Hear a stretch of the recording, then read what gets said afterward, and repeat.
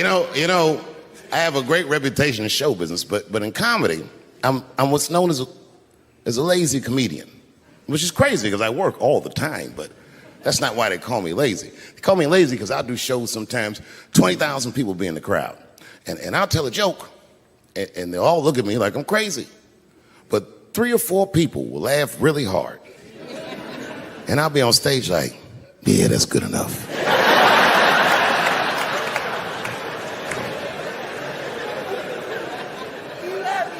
Well, this next joke is one of those jokes that it's not, you know what I mean? I like to tell it, but it never does good. But I'm gonna do it. You know why it doesn't do good? I'm not good at impressions, but this is an impression. You ready?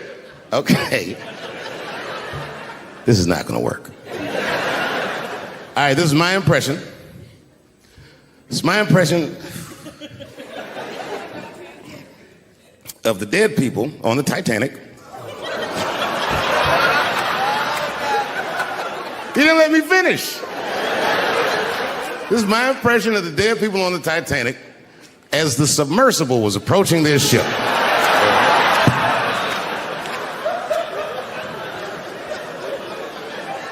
That's good enough. All right, here it goes.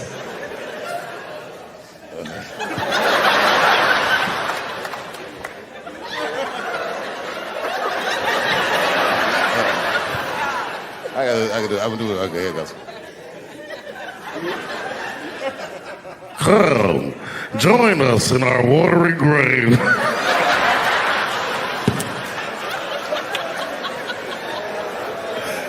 Oh, buddy, that's funny to me. Listen, that is a funny way to die.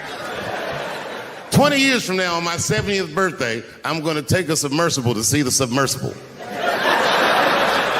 Hopefully by then it should.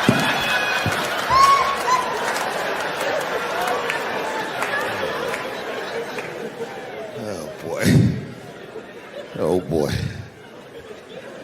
I've been married a long time. I have, man. You know, I talk a lot of shit about my wife, but I love her very much. In fact, you know, you guys wouldn't believe this about me. I'm a jealous husband. It's true. Yeah, let me tell you something. One time I thought my wife was cheating on me. Yes, nigga, yes. That was one of the worst days of my fucking life. I couldn't take it.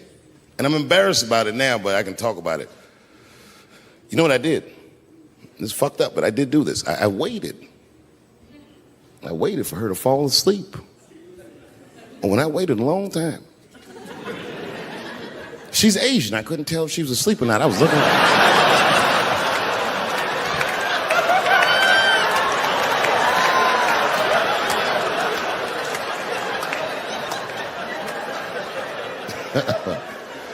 And when I was sure she was asleep, you know what I did?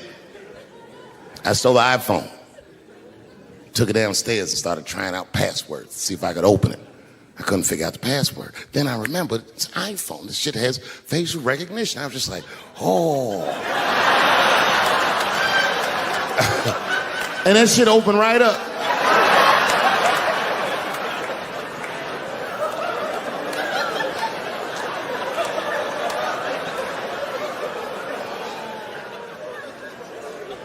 And I saw a text message in there from a fella named Earl. I don't know anybody named Earl. I woke her up out of her sleep. I said, wake the fuck up. Who the fuck is Earl? And she said, David, what are you talking about? Oh, don't you play dumb with me, bitch. I done open your phone. Who is Earl? And she said, oh my God, David. That's gay Earl from the hair salon. I said, word, what am I, a dummy? How am I supposed to know this nigga is gay? And she was calm. She said, read his text and look at his pictures. I started reading the text.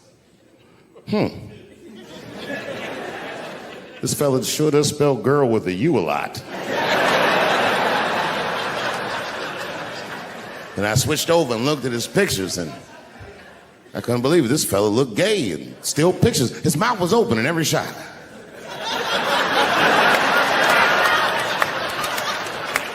And then I knew she was telling the truth. And then I felt like dumb. I said, I'm sorry. I'm sorry. Okay, I'm sorry. Here, take your phone. I'm sorry. Just go back to sleep. I'm sorry. I guess I just been insecure because all this cheating I've been doing. Good night.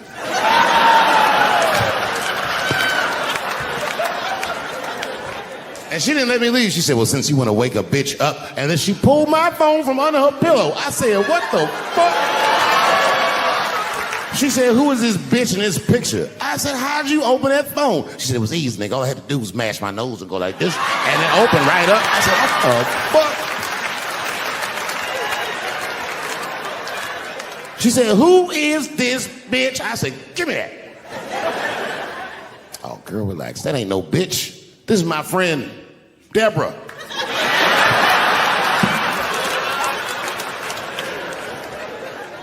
I'm gonna close tonight with a long story. Do you mind?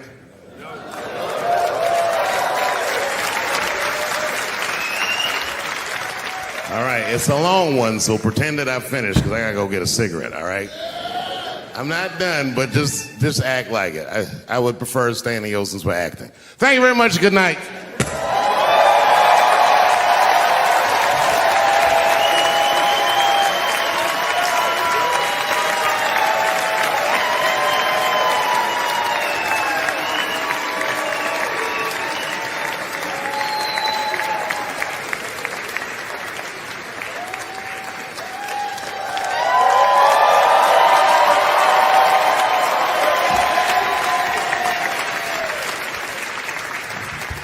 Thanks for not giving me a standing O, motherfuckers. This is the worst.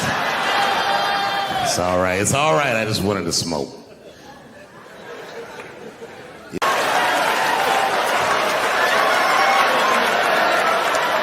Here we go. Now, if you guys came here to this show tonight thinking that I'm going to make fun of those people again, you've come to the wrong show. I'm not fucking with those people anymore. It wasn't worth the trouble. I ain't saying shit about trans people. Maybe 3 or 4 times a night, but that is it. Tired of talking about them. And you want to know why I'm tired of talking about them? Because these people acted like I needed them to be funny. Well, that's ridiculous. I don't need you. I got a whole new angle. You guys will never see this shit coming. I ain't doing trans jokes no more. You know what I'm gonna do tonight? Tonight, I'm doing your own handicap jokes. Well, they're not as organized as the gays. And I love punching down. There's probably a handicap in the back right now because that's where they usually make them sit.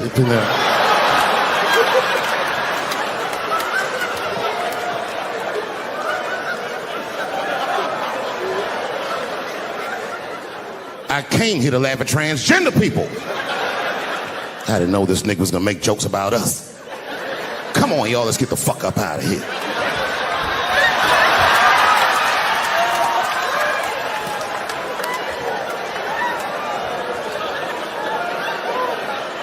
Yeah, it's about time somebody let these handicaps have it. They done met their match tonight. Fuck them. One time I was on Capitol Hill, and I seen a handicapped congressman. Madison Cawthorn, that's his name.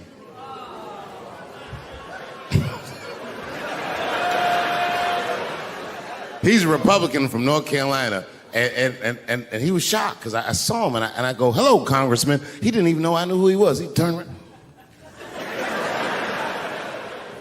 Then I just walked away. I wanted him to see me do something he couldn't do. I skipped. That nigga was mad.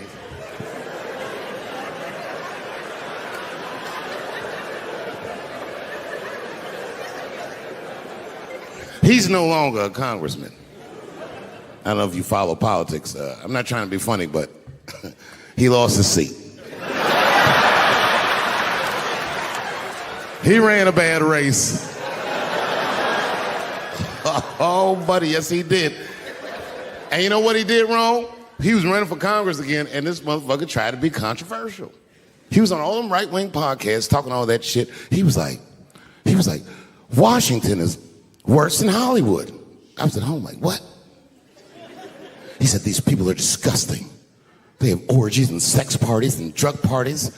And I was thinking, this nigga sounds like Juicy Smouye. He's lying. Now, I don't doubt that they do this kind of shit in Washington. But I doubt he's seen it with his own eyes. Because who the fuck invites a paraplegic to an orgy? So this nigga can roll around and snitch on everybody.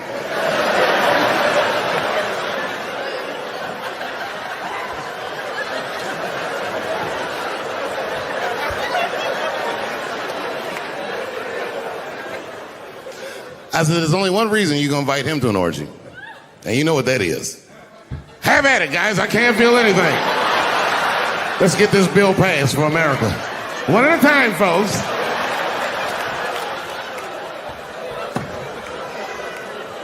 Oh, buddy.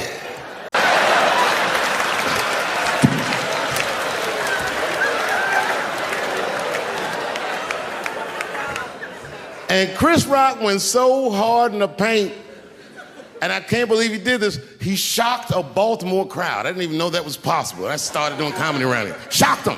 And you know what he said that got him? He looked at the crowd, he walked out. I didn't expect him to say this. He looked at the crowd, it was all black, Baltimore black.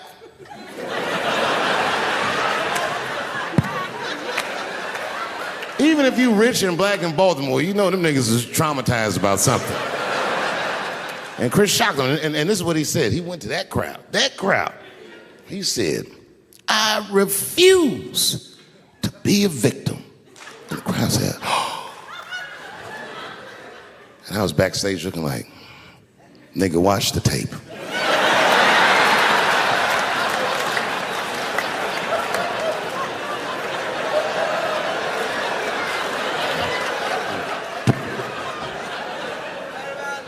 I know it's fucked up, but I'll tell you the truth.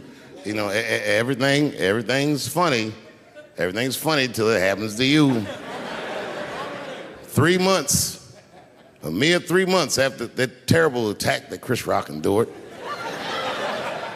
I was on stage at the Hollywood Bowl, and a lunatic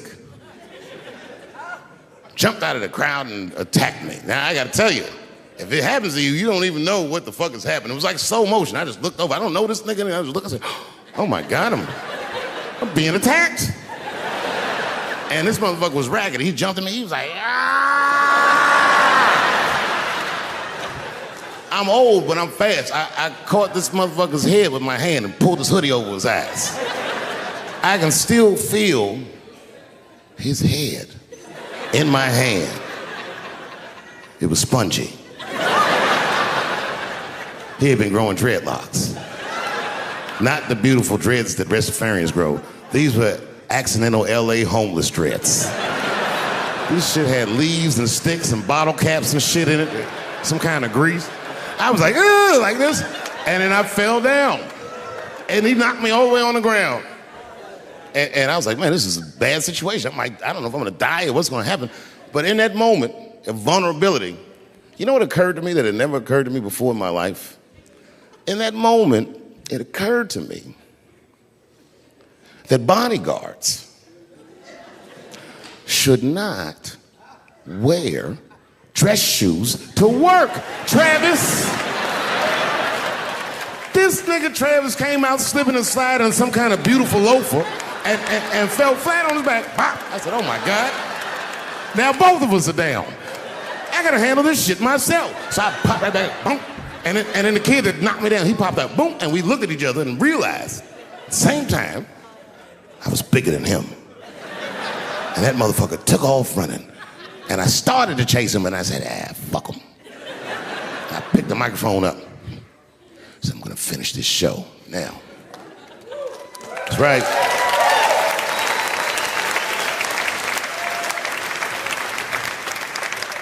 For 3 months before that, I'd been making fun of Chris Rock. And people would ask me all the time. They'd say, Dave, what would you do if you were Chris Rock and Will Smith slapped you in the face? And to this day, the answer is the same. Well, I don't know what I would have done. I've never been in a situation that extreme. But I do know now what Will Smith would not have done. And that is enjoy the rest of his evening. Man, listen. We gave that kid a good wall. We was whooping his ass. Not we, I mean, I was on stage trying to think of a joke to tell, but they was beating this nigga up right behind me. Everybody could see it. Everybody could see it. And I'm sitting up there trying to think of what to say. And I'm tongue-tied. Me, of all people, can't think of anything to say. Look at my karma. Just that moment. Of all the people in the world, Chris Rock walks from backstage, walks up to me in front of 20,000 people, grabs the mic out of my hands and looks at the crowd and goes, "Was that Will Smith?" Man, motherfuckers fell out of their chairs laughing. I was standing there looking stupid. I was fucking furious, because I'm thinking in my mind, nigga, this is my attack. You got attacked 3 months ago. Now you have jokes? So I snatched the mic back from Chris and tried to get one off, but my shit did not go good at all. I didn't know what to say. I was just like, it was a trans man. And the crowd was like, boo. It's LA, we like trans people, boo. I know, I felt so bad. I felt so bad. But I know why I did it. You'd have to be there to understand, but man, when that guy tackled me, it was like it's like a movie or something. You gotta picture this. Picture a famous person you like. Every famous person you could imagine was at that show. It was like the biggest night that Hollywood had ever seen. And when that guy tackled me, he cleared the bleachers. I had to watch the tape afterwards to know this happened, but as soon as he tackled me, Jamie Foxx was the first motherfucker that jumped out of the crowd. He was wearing a white cowboy hat like he knew this shit was gonna happen to him. Never seen this nigga in a cowboy hat before. And Jamie started chasing that motherfucker around like any given Sunday. And that kid was fast as shit, was juking and shaking, and it broke Jamie's ankles, and he just kept running. And then Jon Stewart from The Daily Show ran from backstage and jumped at this motherfucker like Super Jew. He was like, ah! And the kid seen Jon coming, so he jumped back, and Jon went flying that way. And this kid was fast, and then he turned around. He sees the emergency exit. He starts running for the emergency exit. Just before he got to the door, motherfucking Puff Daddy from Bad Boy Records jumped in front of the door. That nigga was like,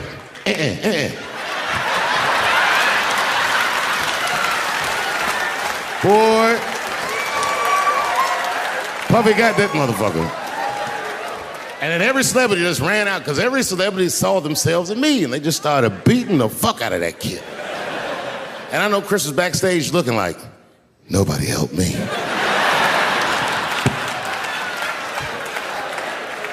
Everybody hates Chris.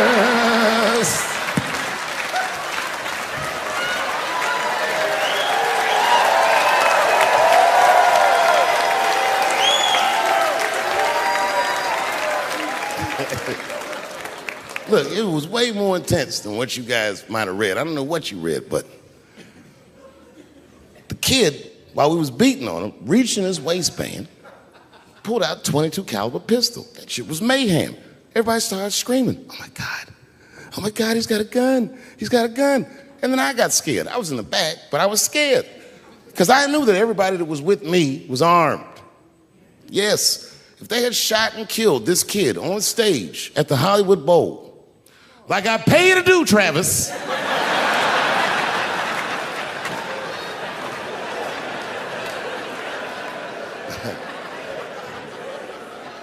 But Travis G'd up. Travis wrestled the gun out of the kid's hand, and then he took it like this and tried to chamber the round, and he couldn't. So he pulled the trigger, and it wasn't a gun. A knife blade popped out of the front. I guess this kid was gonna stab me. Some scary shit. So the next night, even though I didn't have a show, I said, I gotta get right back on stage. And I went and did a show. And someone in the audience screamed out, Dave, what happened with the attack? And I didn't know there was journalists in the room. All I said was that this nigga had a knife that identified as a gun. I got 6 more weeks of bad press for that joke. I didn't even do nothing to this nigga. That was not right. That was not right. And then the New York Post went to the jail and interviewed my attacker like he was some kind of hero. And I read that interview. Turns out the entire attack was my fault. Yes, I triggered him. I didn't mean to. I had done jokes about the homeless. And turns out this young man was homeless. And I mean, there's no way I could have known this. But I will say, for a homeless guy, this nigga had incredible seats.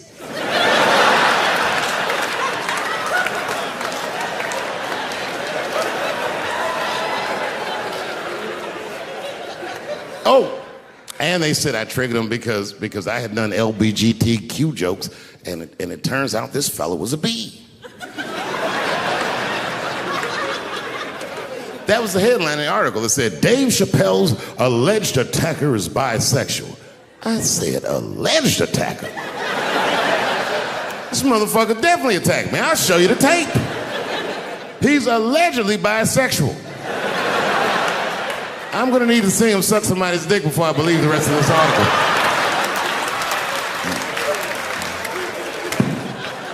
I read that shit in the paper. I was horrified. I was like, oh, bisexual? I could have been raped.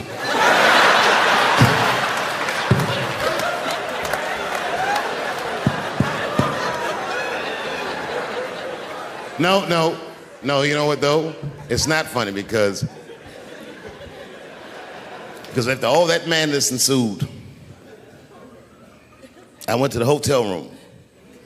I was by myself and I opened the door and my wife was in there alone. She was sobbing, like sobbing. I said, oh my God, what's wrong with you, bitch? Did you get attacked too?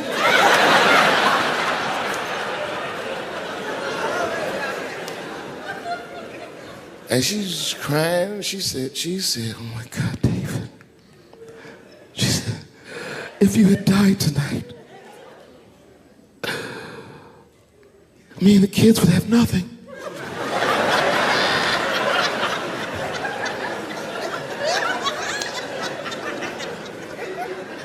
Then I knew it was serious. So I sat down on the bed next to her. And I reached in my pocket, I pulled some keys out that she'd never seen before. She said, oh, what are those keys? And I gently placed them in her hands. I said, sweetheart, those are the keys to my safe deposit box. God forbid anything ever happen to me. But if it does, don't even worry about it. You and the kids have everything you need in that box. I've already taken care of it. And she was looking at them keys, and I could see her mind realize what we were actually talking about. And then she just started crying harder. And to be honest with you, that made me cry a little bit too.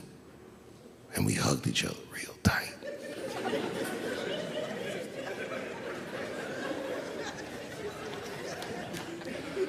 Do you know this bitch looked in the box while I'm alive and well? Who does that? Oh my God. And then she was mad at me. She said, God damn it, David, I opened that box. I said, you did? She said, yes, I did. And there was nothing in there.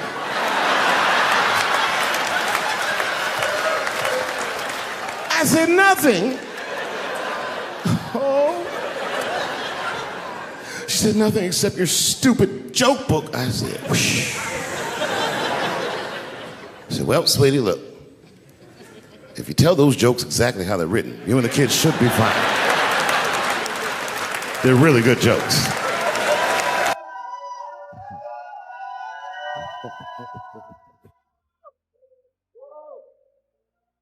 She's like, good jokes? What is this shit? Come join me in my watery grave. No, you gotta roll your throat.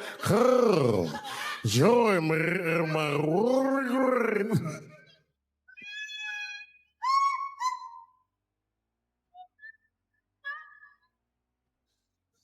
Oh, boy. Oh, boy. I've been married a long time. I have, man. You know, I talk a lot of shit about my wife, but I love her very much. In fact, you know, you guys wouldn't believe this about me. I'm a jealous husband. true. Yeah, let me tell you something. One time I thought my wife was cheating on me. Yes, nigga, yes. That was one of the worst days of my fucking life. I couldn't take it. And I'm embarrassed about it now, but I can talk about it. You know what I did?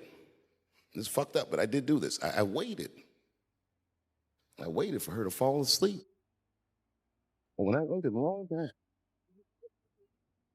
she's Asian. I couldn't tell if she was asleep or not. I was looking at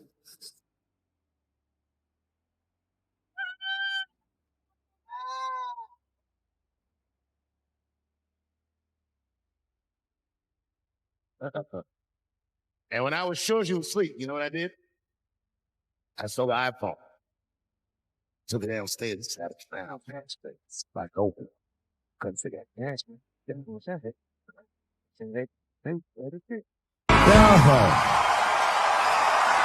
Thank you. Thank you very much.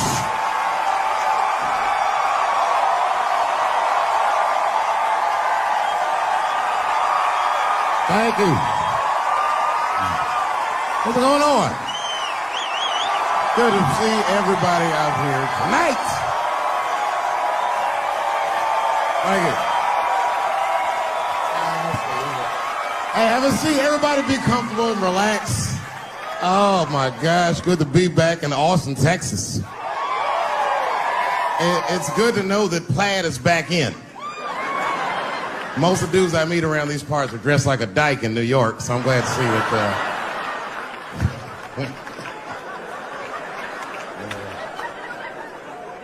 Man, fucking Texas, this place is pretty good. Pretty damn good. You know, I was in Santa Fe the other night and a motherfucker threw a banana peel at me. Yeah, that didn't feel so good. Of course, it was a white person. Not to indict the whites, I'm just saying. And then not only did he throw a banana peel at me, but it was premeditated. You could tell. You could tell the peel was too brown, you know what I mean? It was like, you didn't eat that banana recently, motherfucker. You had that shit waiting on me. And the whole crowd was white, so it just got instantly creepy, and everyone looked like they were looking at 12 Years a Slave or something. They were all just like...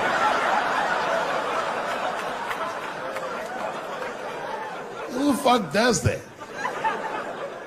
And then they arrested the guy, which was... I said, someone's gonna fuck you in the butt in the holding cell. You know that, right? Can't just be throwing banana peels at Dave Chappelle. They're not gonna let you get away with this.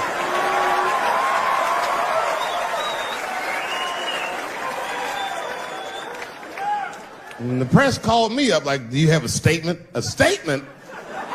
For a fucking banana peel? No! I don't have anything to say.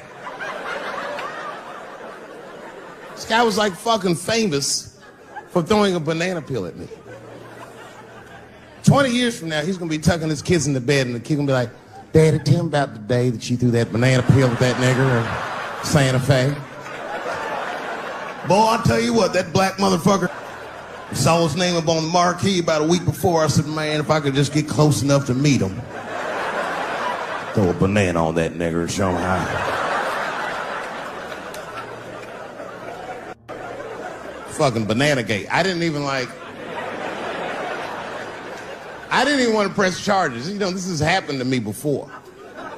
No, sir, not a banana. I live in Ohio, right? So this like a few winters ago. Oh, I didn't know you would ever clap for that. Well, all right. That's the first time that shit's ever happened. Ohio!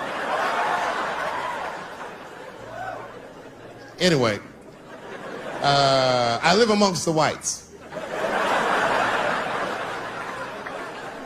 Small town in Ohio. And it was wintertime, and it had snowed recently, so there were huge snowdrifts on the street. I was walking with my sister. Now, my sister was dressed in all Muslim garb, as were her children. And I was dressed as Dave Chappelle. And we were walking and just talking about something, and a car sped around the corner, and the window came down, and somebody threw a snowball and hit me right in my shoulder. I didn't know what was going on. Why was this happening? Because I'm black, because she's Muslim, because I'm Dave Chappelle. I couldn't tell. But again, I knew it was premeditated. Because who the fuck has a snowball in a warm car? Way through, lady, because he went around the corner and got stopped at the red light. He was caught in the traffic. So then I ran out into the street and I just tapped on his window. Hey, my man, can I just talk to you guys for a second? Come on out for a second. I just want to talk to you. There's 4 young white dudes in the car. They were like, just chill, bro. I said, relax. I just want to talk. Now, this is an old black trick. Really, I didn't want to talk. I was going to fuck them up. So, if you're ever caught in traffic and the black guy starts saying he just want to talk to you, don't open the door, nigga. And even if he's me, smiling at you. And they were like, chill, bro, just chill. And then the one guy in the back seat, I don't know what, he was just cockier than his friends. He was like, fuck it, man. I'll get out the car. And I started yanking on his door. Let me help you, motherfucker. Let me just help you out. And I didn't notice his window was down. And he threw a snowball and shit me right in my chest. Pow. He said, fuck you, you fucking nigger. And then the light turned green and they sped off. And I smiled from ear to ear. I looked at my sister and she said, I got the plates. And I was happy as shit because throwing a snowball at a motherfucker is a misdemeanor assault. But if you call me and me and my sister start dancing, we gonna send this motherfucker to jail. Now I didn't notice it, but while I was yelling at him, a crowd of all white people had formed because it was an all white town. And I was like, uh-oh, I thought I was gonna get jumped. And one of them white guys stepped down and was like, I didn't like that at all. This is not what this town represents. I don't want this goddamn stuff in my vicinity. And another white guy was like, yeah, I didn't like it either. And then an old white guy stepped out of the crowd and said, young man, if you're going to fill out a police report, I would like to come with you and do the same. I said, you guys would do that for me? And the whole crowd said, hooray! I said, come on, y'all. I look like Malcolm X going to see Brother Johnson with a trail of white people.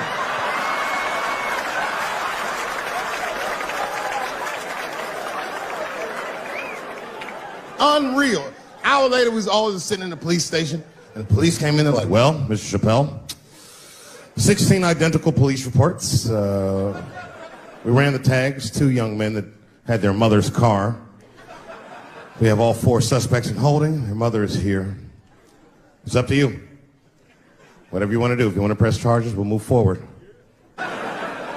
Sorry about that, officer. I'm a little flustered. I've never been in a position where I could decide the fate of white children before, but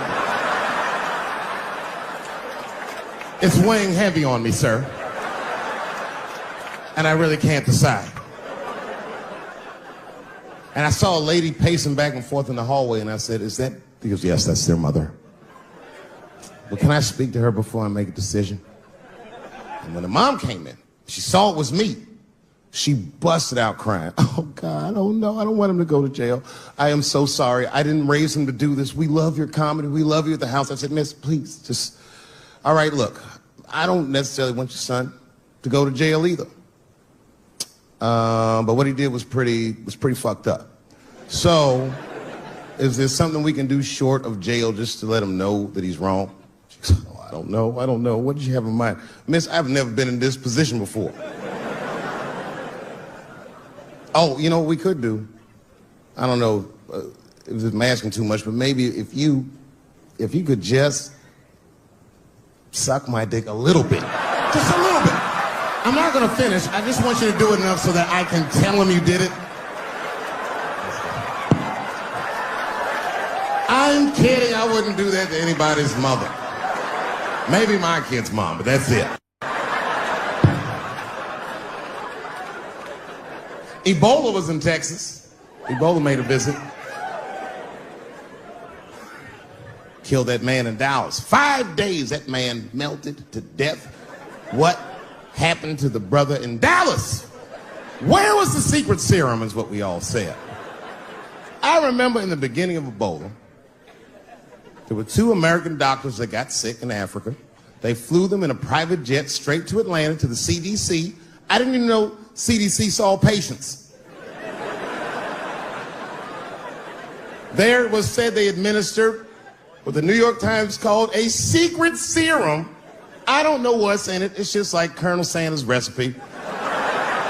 But both of these motherfuckers survived. These doctors, thank God, are healthy. They are out there somewhere tonight at Whole Foods, touching vegetables, walking around. Everything's okay. Hey, Frank, how are you? Oh, you didn't hear? I had Ebola last week, but I'm doing all right now. I was bleeding out of my eyes and anus, so I got concerned, but I'm okay. What happened to the brother in Dallas?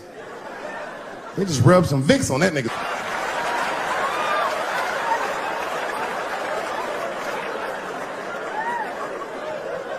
I knew he wasn't gonna make it. I already knew. Sad. I saw in the New York Times, they said Ebola is the new AIDS. Whew. Isn't that something? Here I am thinking that old AIDS was working just fine. And they already have a new AIDS out. Isn't that amazing how they do that? Isn't it weird how there's a disease that just starts in 1980 and it doesn't kill anybody but niggas, fags, and junkies? Isn't that a fucking amazing coincidence that this disease hates everybody that old white people hate?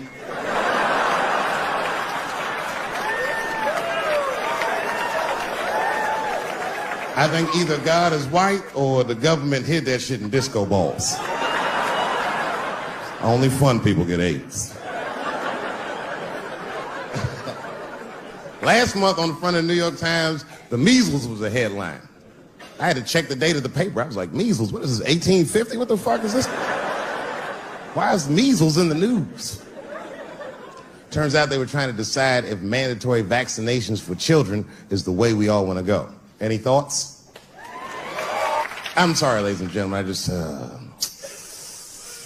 I don't know. I don't know about this one. First of all, black people generally don't trust doctors. After the Tuskegee experiments and all that shit. More importantly, don't forget Michael Jackson was killed by a doctor. Granted, he was doing drugs, but if I was a heroin addict and I had a licensed physician injecting heroin in me, I should survive that. I'd just be looking like, oh, I'm good, right? I'm good. It's not too much, is it? Dr. Butterfingers killed Michael Jackson. After that, I was like, fuck going to the doctor. The fuck am I getting my kids vaccinated for an old-ass disease like measles? This is ridiculous. You might as well give them a diarrhea shot if you're so worried. Diarrhea has a bigger body count than the measles do. You know, diarrhea is funny today, but 100 years ago, if your ass had diarrhea, you were a goner. There was like a 0 chance of survival. You get that first squirt, uh-oh. Better start getting my affairs in order. But I don't have much time. It's diarrhea. It's very serious. You just watch your buddy slowly die in a pool of his own shit. I give up diarrhea. Nowadays, your buddy just be like, oh, we got diarrhea. Just eat a banana, nigga. Drink some water. Let's get to the club. Still make last call. Tough time for the blacks.